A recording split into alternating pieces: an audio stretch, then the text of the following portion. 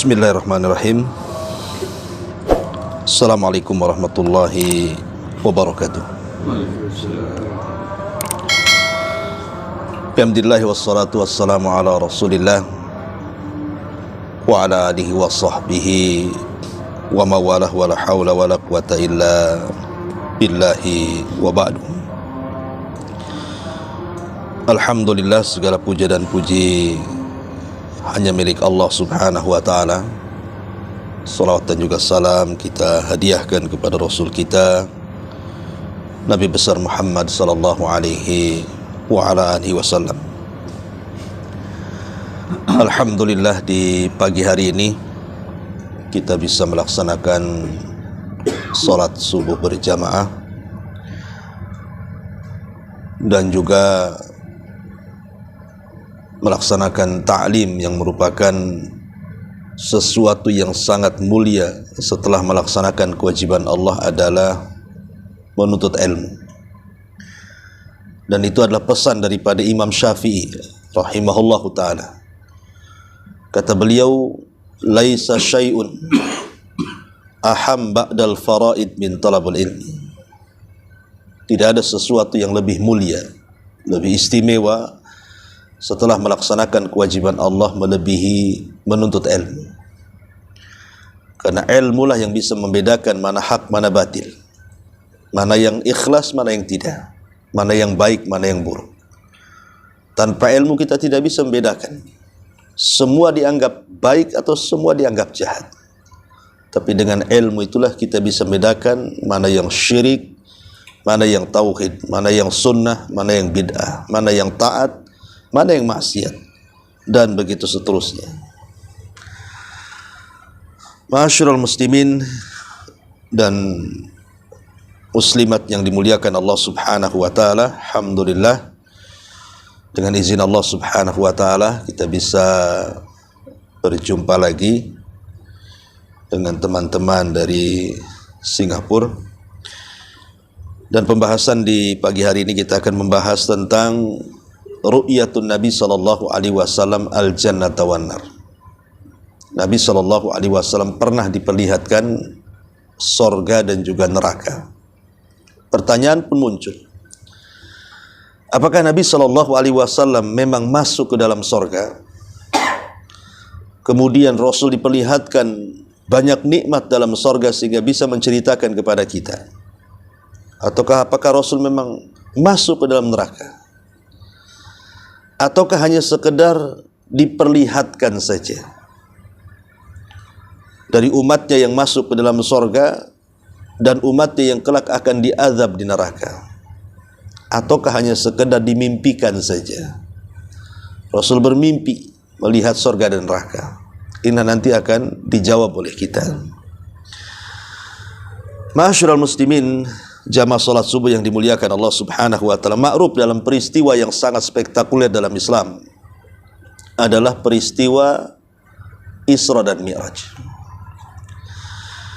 Peristiwa Isra Mi'raj ini adalah peristiwa yang Nabi sallallahu alaihi wasallam betul-betul dihibur oleh Allah azza wa jalla setelah mendapatkan tekanan dakwah.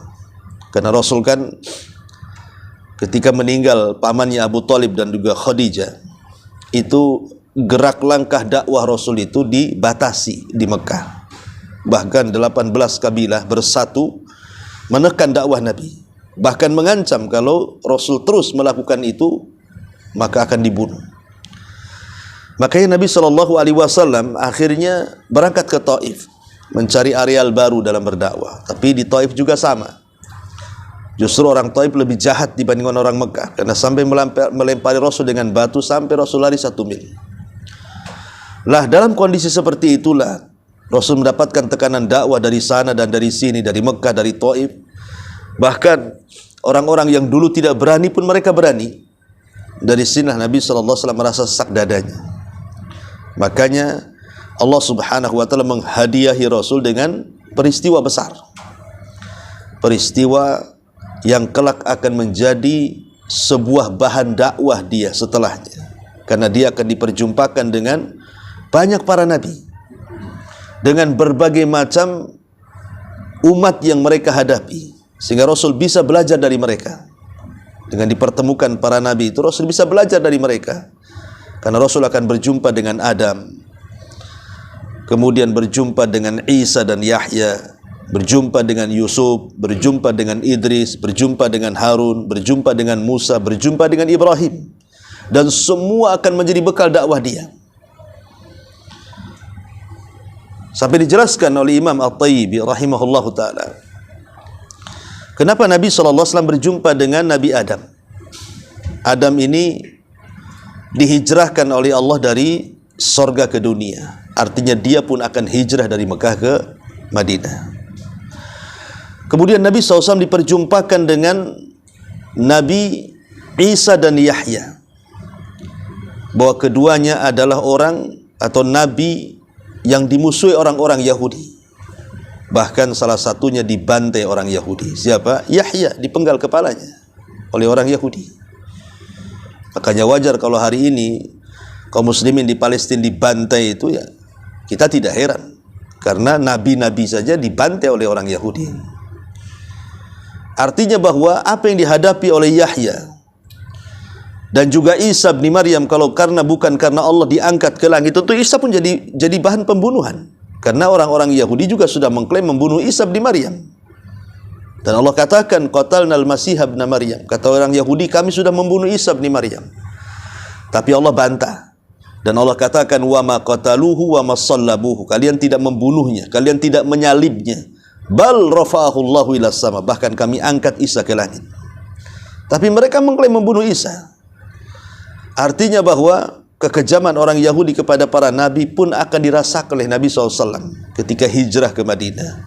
Ya, buktinya Rasul disihir oleh seorang Yahudi namanya Labid bin Asam, diracun oleh seorang wanita namanya Zainab bintul Harith, diupayakan untuk dibantai sehingga terjadi perang Bani Qunaiqah, dan begitu seterusnya.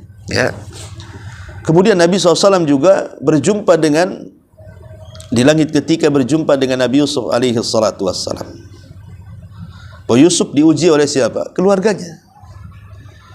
Bayangkan 10 saudaranya selain Benyamin kan, yang mencelakakan Yusuf dan memasukkan Yusuf ke dalam sumur, sehingga akhirnya Nabi Yusuf dipisahkan dari kedua orang tuanya.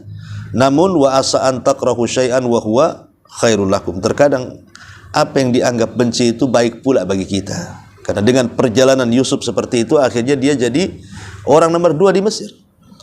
Tapi lihat bahwa permusuhan dalam dakwah ini terkadang ada di sekitar kita.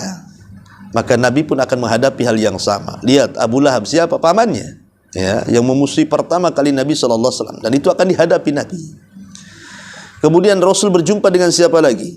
Berjumpa dengan Nabi Idris. Idris itu diangkat ke langit keempat. Maka Nabi SAW juga sama. Dengan berbagai macam tekanan dakwah, Allah akan angkat derajat. Makanya terkadang Allah mengangkat derajat itu tidak langsung diangkat, kecuali sebelumnya diberikan ujian dulu. Dikasih ujian dulu supaya diangkat derajatnya. Maka Rasul juga sama, akan mendapatkan ujian yang banyak baru diangkat derajatnya. Ya, siapa yang tidak kenal Nabi? Wa rafa'na laka dzikrak. Kami angkat penyebutan wahai Muhammad. Alhamdulillah sampai hari ini tidak ada satupun nama terbanyak disebut di alam semesta ini melebihi nama Muhammad. Di baratnya, di timurnya, utaranya, selatan. Siapa nama yang paling banyak disebut? Nama Nabi. Diangkat derajatnya. Ya. Kemudian Nabi SAW berjumpa dengan Nabi siapa lagi? Nabi Harun. Harun ini dikenal kelembutannya, sehingga dicintai Bani Israel dibandingkan Musa.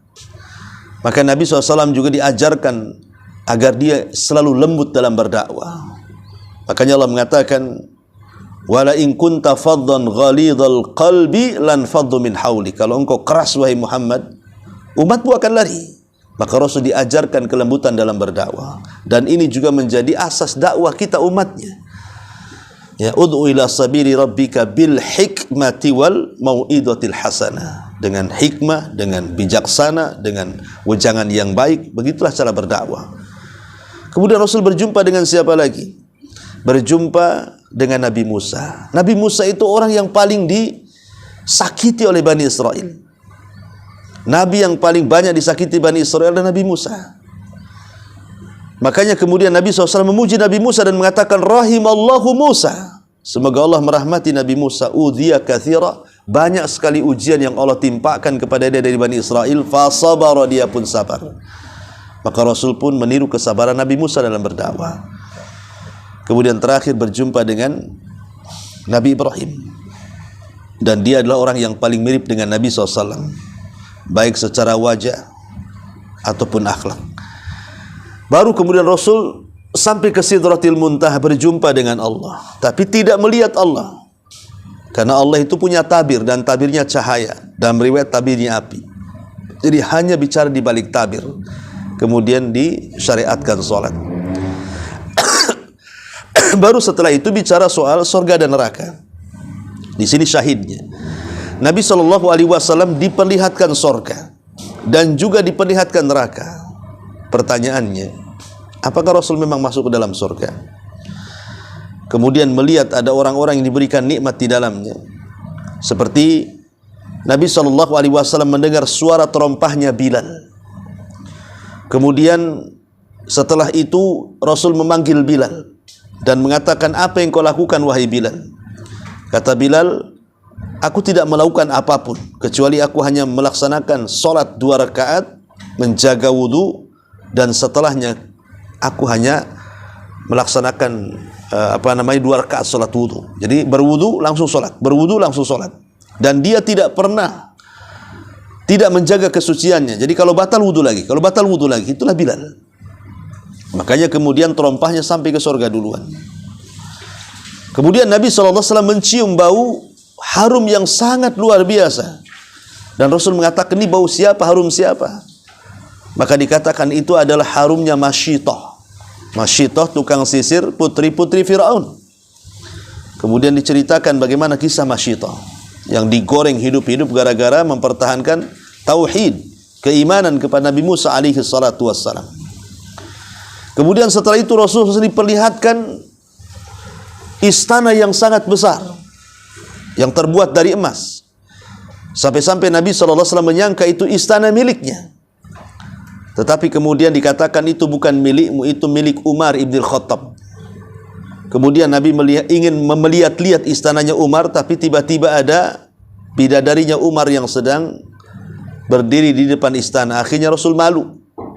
Ya, Rasul SAW malu. Kemudian Nabi SAW tidak jadi masuk. Ya, tidak jadi masuk karena malu. Akhirnya kemudian setelah peristiwa itu dia datang kepada Umar menceritakan tentang istananya. Kemudian menceritakan tentang bidadarinya. Kemudian Nabi SAW setelah menceritakan, Umar pun mengatakan, "A'agharu alayya ya Rasulullah, apakah engkau akan cemburu denganku wahai Rasul? Kenapa kau tidak masuk istanaku?" katanya. "Kenapa kau tidak masuk? Apa gara-gara bidadariku ada di situ kau tak masuk?" katanya. Tapi lihat bagaimana Nabi SAW menanamkan bahwa itu bukan miliknya, maka dia tidak masuk. Ya. Termasuk juga Nabi SAW melihat banyak para sahabiah seperti Rumaisah bintu Milhan. Aku melihat Rumaisah ada di sorga. Dan banyak sekali, ya, aku melihat banyak para sahabat ada di sorga. Adapun ketika itu Nabi SAW juga di satu sisi diperlihatkan sorga, di sisi lain Rasul juga diperlihatkan neraka, kan? Di situ Rasul diperlihatkan neraka betul-betul. Di mana dalam riwayat itu Nabi SAW diperlihatkan ada orang yang kemudian mereka ususnya terburai. Jadi dia lihat neraka, rupanya ada orang itu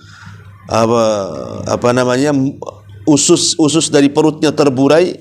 Rupanya siapa dia? Dia adalah Amr ibn Luhai.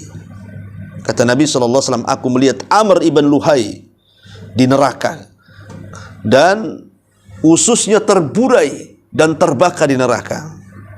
Kemudian Rasul memberikan alasan kenapa Amr ibn Luhai seperti itu, karena dia orang yang pertama kali merubah agama Ibrahim. Jadi kisahnya ketika Jurhum, kabilahnya istrinya Ismail, itu kalah oleh Khuza'ah. Akhirnya Zamzam dikubur oleh Jurhum supaya jangan diambil oleh Khuza'ah. Lah Jurhum ini kabilah yang masih berpegang kepada agama Ibrahim dan Ismail. Sementara Khuza'ah ini kabilah Arab dan sudah terkontaminasi banyak pemahaman. Lah salah satu pemimpin Khuza'ah ini adalah Amr ibn Luhai. Lah Amr ibn Luhai inilah yang merubah agama Ibrahim menjadi agama berhala. Ketika dia ke Syam, nengok ada orang penyembah berhala, dikiranya itu kota para nabi, dikiranya itu agama yang benar. Akhirnya dia pulang membawa satu patung namanya Hubal. Kemudian dibawalah Hubal dari Syam, ditenggerkan di Mekah. Itulah patung pertama di Mekah. Kemudian Amr pun menyuruh manusia untuk menyembah patung ini. Akhirnya lambat laun satu Mekah menjadi penyembah berhala. Sampai diutusnya Nabi SAW baru diberantas berhala itu. Makanya Rasul mengatakan, aku melihat Amr ibn Luhai ini di neraka terburai ususnya karena dia orang yang pertama kali merubah agama Ibrahim dari agama tauhid menjadi agama syirik. Amr ibn Luhai ini, ya. Ma'asyiral muslimin yang dimuliakan Allah Azza wa Jalla. Jadi Rasul SAW diperlihatkan bagaimana siksanya Amr ibn Luhai.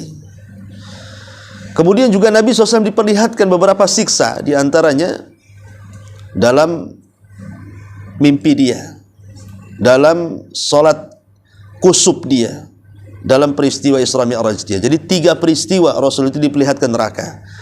Pertama dalam peristiwa Isra Mi'raj, yang kedua dalam peristiwa solat kusuf, solat gerhana. Rasul banyak diperlihatkan hal dalam solat kusuf itu, di mana salah satunya Nabi SAW diperlihatkan di mana neraka itu kebanyakan penghuninya perempuan. Ketika ditanya, kenapa wahai Rasul, apakah mereka solat? Apakah mereka tidak solat? Mereka solat. Apa mereka tidak puasa? Mereka puasa. Apa mereka tidak haji? Mereka haji. Mereka ibadah ini dan itu. Lalu kenapa mereka bisa masuk neraka? Dan kebanyakan penghuninya pula mereka di neraka. Maka Rasul mengatakan, fa innahunna yakfurnal ashir. Karena dosa mereka satu, suka kufur dengan suami. Dosa lisan, mengatakan kalau suami melakukan sepanjang hayat kebaikan, kemudian satu dosa ia lakukan, maka sang istri akan mengatakan, engkau tidak pernah berbuat baik sedikit pun. Dan itu kekurangan seorang wanita yang suami harus sabar di sini. Ya, harus sabar suami di sini. Itu kekurangan mereka. Jadi terkadang kita sudah lelah sebagai suami berbuat baik kepada mereka, tiba-tiba tidak diakui pula kebaikan kita. Abang ini tak perlu berbuat baik. Ya, enggak ada perasaan, kurang kasih sayang. Padahal anak dah banyak, ya kan? Uang dah kasih hari-hari, kasih tempat tinggal pun masih dibilang tak punya perasaan. Itulah memang kekurangan perempuan di situ, yang harus kita ini sabar di situ. Karena Nabi SAW mengatakan itulah penyebab dia masuk neraka. Kalau sudah tahu itu penyebab dia masuk neraka, jangan pula dibiarkan. Ya, karena itu penyebabnya masalahnya. Ya, suami tidak boleh membiarkan kalau istri seperti itu. Karena itu kekufuran dia. Ya. Harus sabar, kemudian diluruskan supaya dia jangan menjadi penghuni neraka. Karena Rasulullah SAW melihat kebanyakan perempuan itu masuk neraka gara-gara ini. Sebagian mereka ahli solat, sebagian mereka ahli puasa, sebagian mereka ahli baca Quran, tetapi itu semua tidak ada manfaat ketika mereka kufur kepada suaminya. Ya. Kemudian Nabi SAW juga diperlihatkan ada orang yang terlentangkan. Kemudian di sampingnya itu ada orang bawa batu. Jadi batunya itu dibenturkan di kepalanya sampai hancur. Setelah hancur kepalanya, orang ini pergi mencari batu lain. Setelah dapat batu lain, balik lagi, rupanya kepalanya balik lagi ke semula. Dibentur lagi, mati lagi, cari batu lagi. Dan begitu seterusnya. Sampai Rasul mengatakan, mahadzan, ini azab apa ini? Orang seperti ini. Tapi kemudian Jibril mengatakan, intalik, pergi. Ya. Kemudian setelah pergi dari situ diperlihatkan lagi azab yang lebih dahsyat lagi. Ada orang yang berenang di sungai darah. Setiap ke pinggir disuapi batu besar. Akhirnya ke tengah lagi dan tersiksa seperti itu. Kata Rasul, mahadzan, apa ini lagi? Kata Jibril, intalik, sudah, pergi lagi.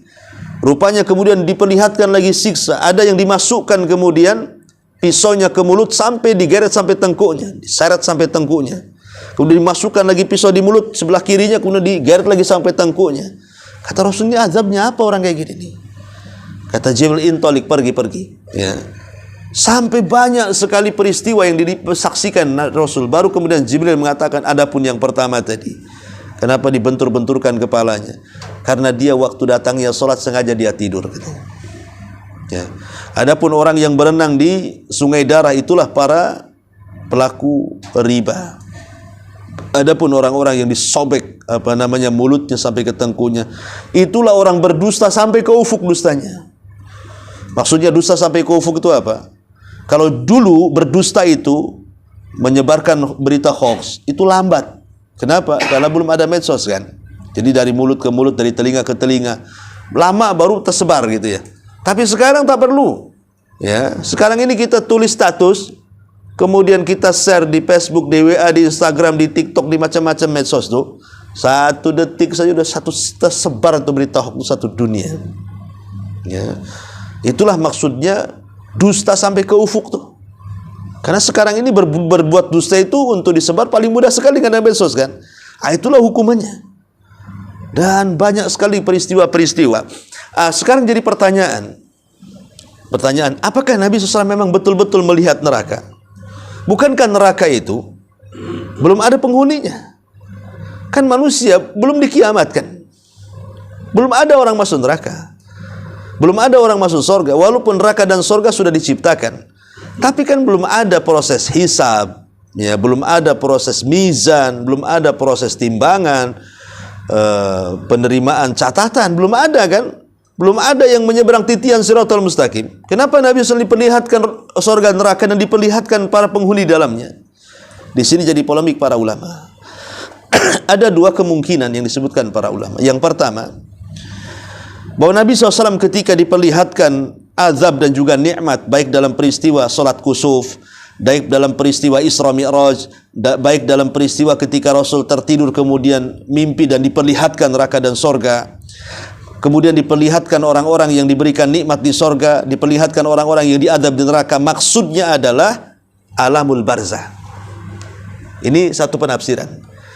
Jadi kalau ada hadis-hadis yang menceritakan tentang Rasul melihat kengerian neraka dan orang-orang yang disiksa di dalamnya, dan juga orang-orang yang mendapatkan nikmat di surga, itu maksudnya Rasulullah SAW sedang menceritakan alam barzah, sedang menceritakan nikmat kubur dan adab kubur, bukan bercerita tentang neraka dan surga yang sesungguhnya, karena belum terjadi itu semua. Ini satu pendapat, ya, baik dalam peristiwa Mi'raj yang dilihat itu adalah azab kubur, ataupun dalam peristiwa kusuf yang dimaksud azab kubur, ya. Ini satu pendapat. Yang kedua mengatakan tidak. Nabi SAW ketika melihat orang-orang diazab di neraka itu bukan peristiwa alam barzah, tidak.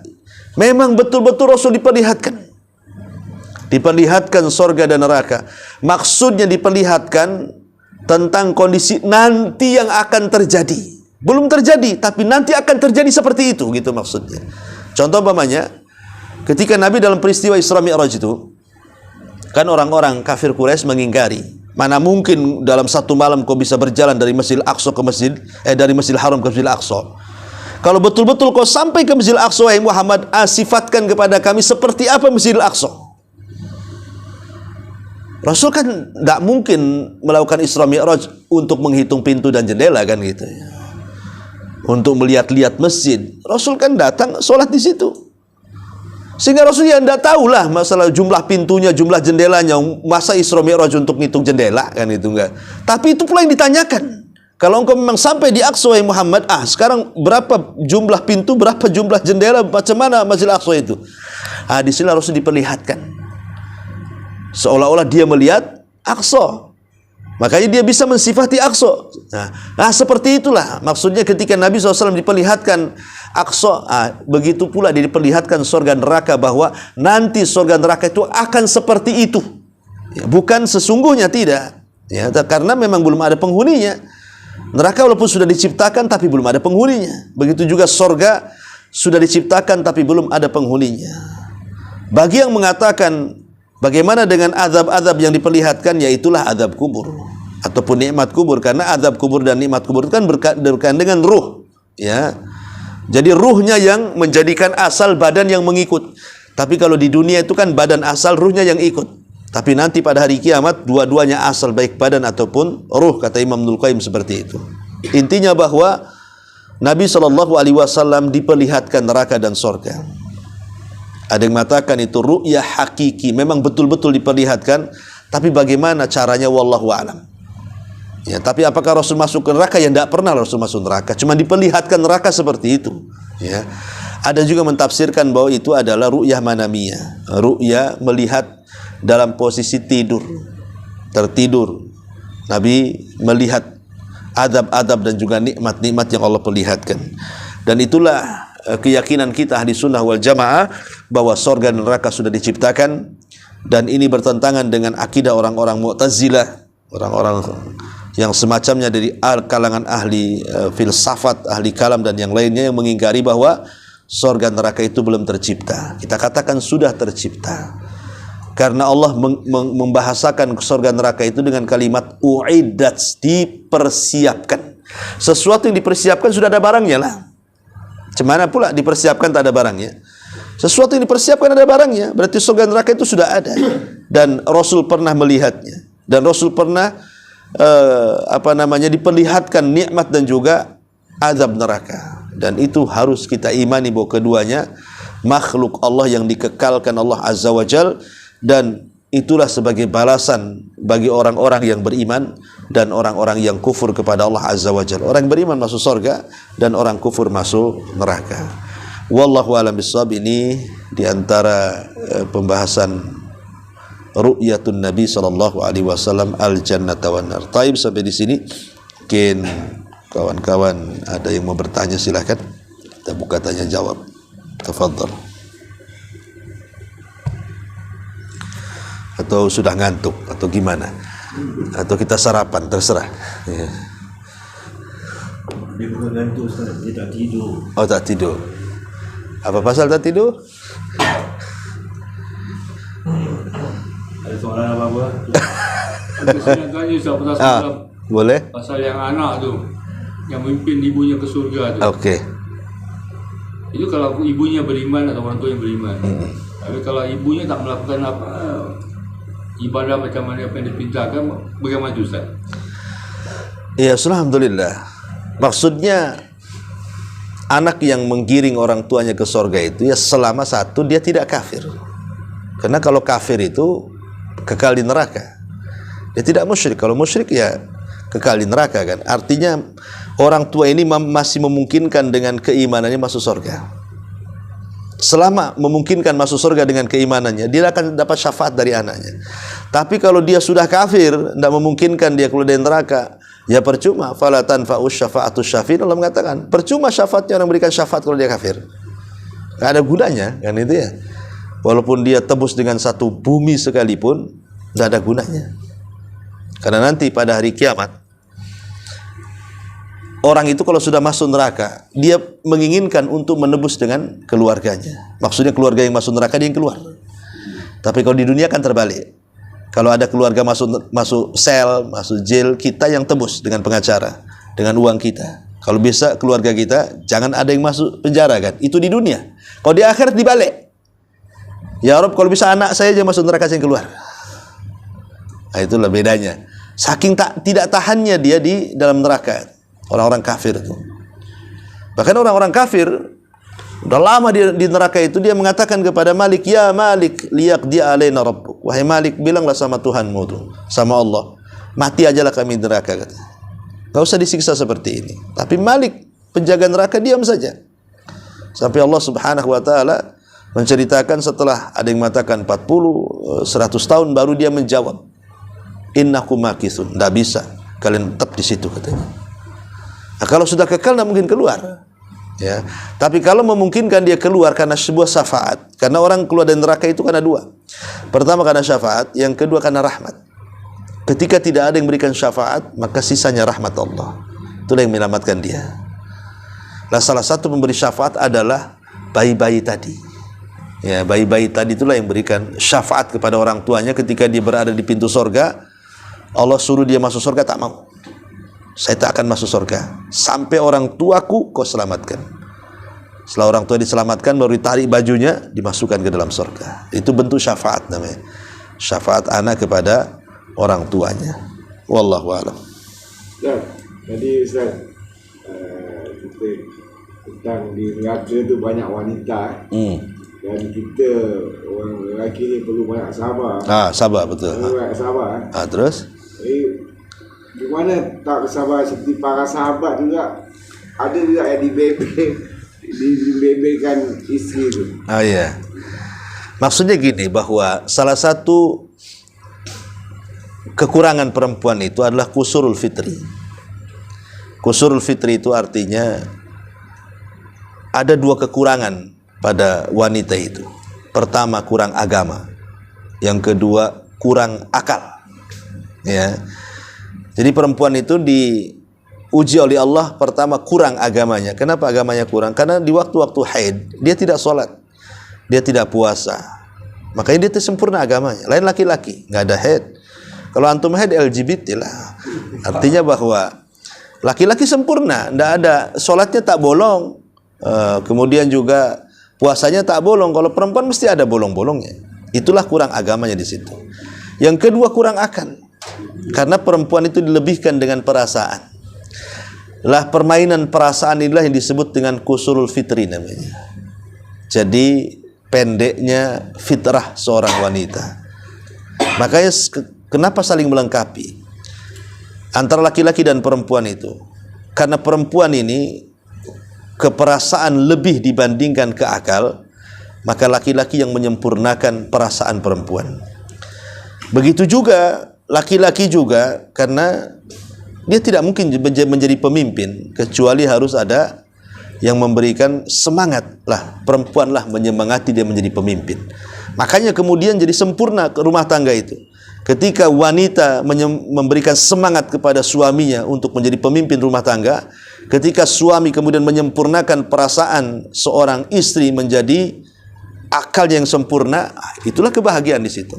Tapi masalahnya terkadang laki-laki itu diuji dengan apa? Kusurul fitri. Tentang kurangnya seorang wanita memainkan akalnya dan lebih memainkan perasaannya. Ketika perasaan dimainkan dan akal ditinggalkan, akhirnya seperti itu, mudah mengingkari kebaikan. Karena perasaan dia, kita ini kurang baik. Itu kan perasaan dia yang kurang baik, padahal kita sudah baik sebenarnya. Cuman perasaan dia kita belum baik. Itu masalahnya. Itulah ada main perasaan. Kalau akal ini tidak seperti itu, akal akan menimbang. Oh ya, suami saya udah kasih rumah, kasih nafkah, kasih, itu akal namanya. Kalau dia menimbang seperti itu, berarti akalnya main. Tapi kalau tidak seperti itu, berarti perasaannya yang main tuh. Perasaan saya, suami saya belum baik. Perasaan dia, kan itu. Tapi kalau akal tidak mungkin bicara seperti itu. Akal akan melihat, suami saya baik lah, semana tidak baik, dia kasih uang, kasih ini, kasih itu, kasih ini, kasih anak, kasih macam-macam, mana tak baik. Rumah tangga 20 tahun tak bilang tak ada perasaan. Akalnya di mana kan itu ya. Intinya bahwa disitulah seorang suami terus sabar. Ya, sabarnya suami di situ sebenarnya. Jadi kalau istri mengatakan abang belum pernah berbuat baik sedikit pun, biarin aja. Ya, kalaupun harus masuk ke telinga kanan itu, jangan sampai keluar telinga kiri, mental lagi. Ya, biarin, itu memang ucapan dia seperti itu. Apa yang harus kita sakiti kalau dia mengatakan memang itu kekurangannya di situ? Tidak usah ditanggapi. Kalau ditanggapi jadi nantinya dia mengatakan kau ini apa kau habislah. Kita dah tahu itu kekurangannya. Kita malah mengurang-urang dia, makin kurang lah. Sudah terbiarin aja. Ya, biaran saja. Itu namanya anjing menggonggong, kafilah tetap berlalu itu namanya. Biarkan dia menggonggong. Kita diam aja lah. Memang di situ kita harus sabar. Mamanya di antara hak dan kewajiban seorang suami lah memahami kekurangan istri. Di situ kekurangannya. Sudah tahu kurangannya di situ. Di situ pula kita hantam kan itu ya. Ya kasihan jadinya. Nah, itulah kenapa kemudian Rasul mewanti-wanti. Tapi bukan berarti kekurangan itu kita biarkan. Tidak, harus dinasihati terus. Jangan sampai itu menyebabkan dia masuk neraka gara-gara itu masalahnya. Mengingkari kekufuran suami kepada suami. Itu harus diluruskan oleh antum. Tapi meluruskan tentu tidak sebagaimana membalik telapak tangan. Karena namanya perempuan kan tercipta dari tulang rusuk yang paling bengkok. Kita paksa patah dia. Ya, kita biarkan bengkok aja terus dia. Gimana? Kata Rasul, istausu bin nisa khairan. Ya, pelan-pelan aja, bismillah, sambil berdoa. Ya. Wallahu alam. Kalau tidak bisa juga ganti aja. Bismillah.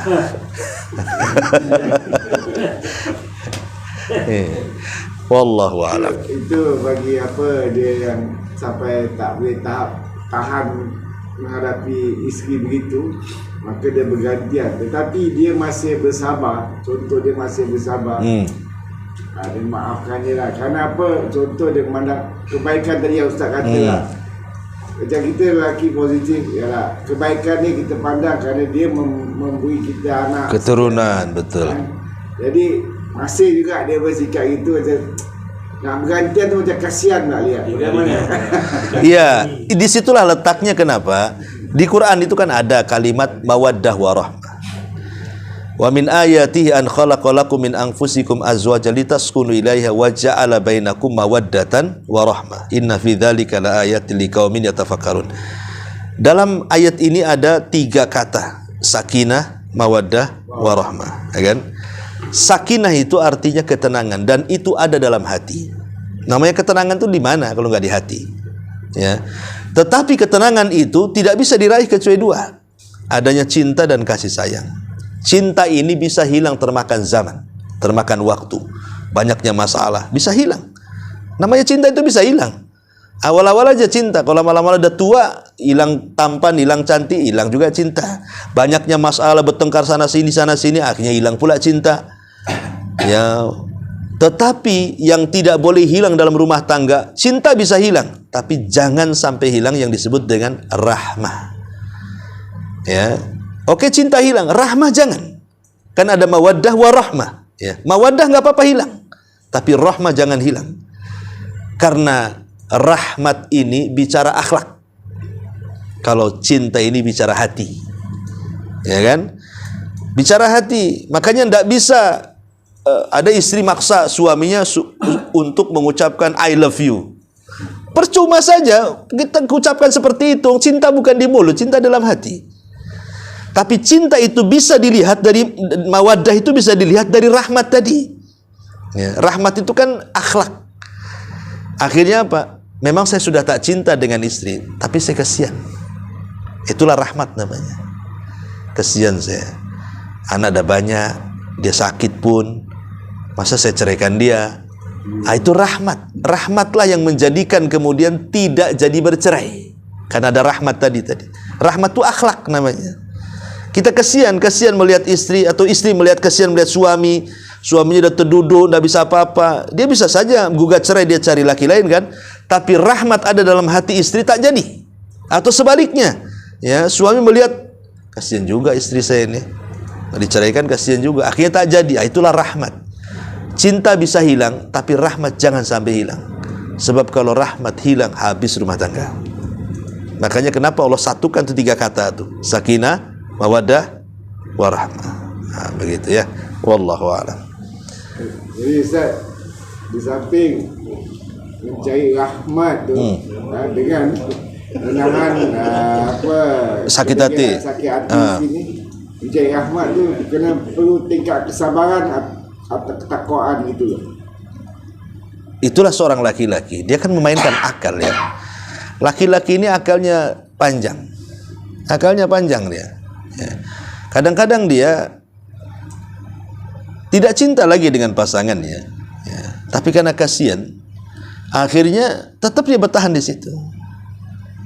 Tapi ada kemudian yang sembunyi-sembunyi dia kawin lagi.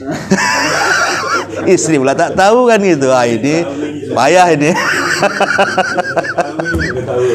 Itulah akalnya laki-laki kan seperti itu. Kadang dia udah nggak cinta, adalah nggak apa-apa. Yang penting dia tak tahu saja lah. Nah, tapi ada juga yang bersabar. Ya, artinya kan memang bersabar betul-betul. Dia tak kawin lagi, memang betul-betul sabar gitu ya. Dia dengan satu istri sabar, nggak apa-apalah. Dengan jangan mau kawin Ustaz. Jangan mau kawin tapi tak berani. Tak tahulah itu. Itu orang-orang bertauhid. Ya, tauhid kan satu namanya. Kalau syirik itu 2. Kalau 3 Ustaz? Syirik double lah itu. Taib. Intinya bahwa ya laki-laki harus lebih cerdas lagi. Insya Allah laki-laki itu lebih cerdas karena dia lebih akalnya lebih main. Makanya kenapa hak talak itu diberikan kepada kita laki-laki, bukan kepada perempuan. Kalau hak talak diberikan kepada perempuan, hari-hari orang cerai itu. Karena perasaan perempuan kan sikit-sikit, kalau senang-senang sekali, kalau sedih-sedih sekali, kalau murka-murka sekali, seperti itu dia. Dia tak bisa nahan. Ya, kalau tidak suka langsung ngomong. Kalau laki-laki masihlah dipikir kan. Kalau perempuan begitu. Makanya kalau hak cerai diberikan kepada perempuan hari-hari itu, mungkin di pengadilan itu, hari-hari bercerai orang. Alhamdulillah hak cerai diberikan kepada kita, sehingga tidak banyak orang bercerai. Karena kita ini menggunakan akal. Dan perempuan itu menggunakan perasaan, dan di situ kekurangannya. Ya, tetapi kesempurnaan perempuan itu, bayangkan selemah itu bisa mengalahkan laki-laki kuat. Itulah kehebatannya. Sehebat-hebatnya laki-laki, banyak duit, handsome, ganteng, tak berani kawin lagi. Coba bayangkan. Itulah kekuatannya di situ. Kekuatannya. Kuat dia. Padahal dia tak nampak kan. Bisa saja antum di Batam bermasalah. Ya, tapi masih ingat istri, tak jadi. Bisa saja di sini kan, pura-pura ke Batam, padahal kawin lagi di sini. Tapi tak dilakukan. Nah, itulah kekuatan. Padahal di Singapura tuh kontrol kan. Nampak pun tidak antum itu. Tapi antum takut di sini. Kan gitu ya kan. Nah, itulah kekuatannya. Luar biasa gitu. Kekuatan mental lah. Kekuatan. Nanti jadi arwah kan. Wallahu a'lam. Iya, sudah sampai di sini. Kita tutup dengan doa kafaratul majlis. Subhanahu bihamdika, asyhadu an la ilaha illa anta astaghfiruka wa atubu ilaik.